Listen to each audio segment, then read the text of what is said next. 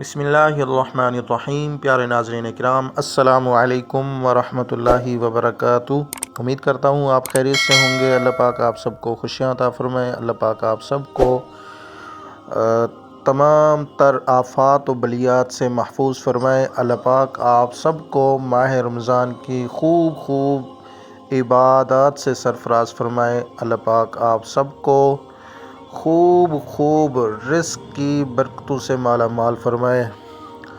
अल्लाह पाक हम सब को माह रमज़ान के अंदर रोज़े रखने की तौफ़ीक़ अता फरमाए।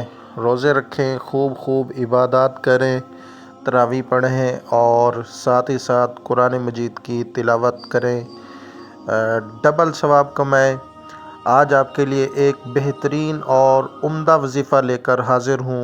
कमाल का वजीफ़ा है और जुमा के दिन का वजीफ़ा ही है। ये अमल है जुमा के दिन का।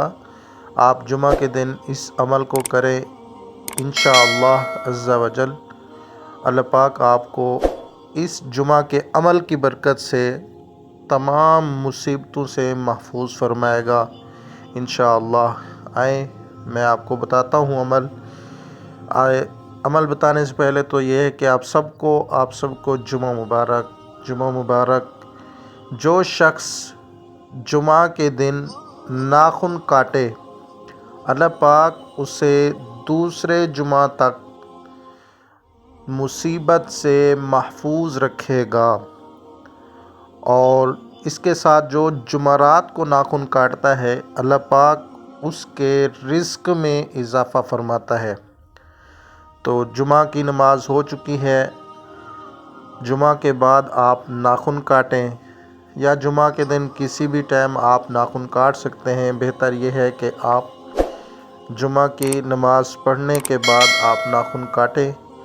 इंशाअल्लाह अज़्ज़ा वजल उस जुमा से लेकर दूसरे जुमा तक अल्लाह पाक तमाम मुसीबतों से महफूज फरमाएगा इंशाअल्लाह अज़्ज़ा वजल।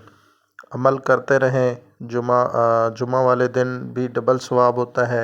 कोई भी आप नेक अमल करते हैं तो आपको 70 गुना सवाब ज़्यादा मिलता है। और साथ ही साथ माह रमज़ान का अदब व एहतराम करते रहें, गालम गलोच से महफूज रहें। माह रमज़ान के अंदर अपने आप की हिफाजत करें, अपने जिस्म की हिफाजत करें और ख़ासकर ज़ुबान की हिफाजत करें। ज़ुबान को महदूद हद तक रखें, फजूलियात न बकें।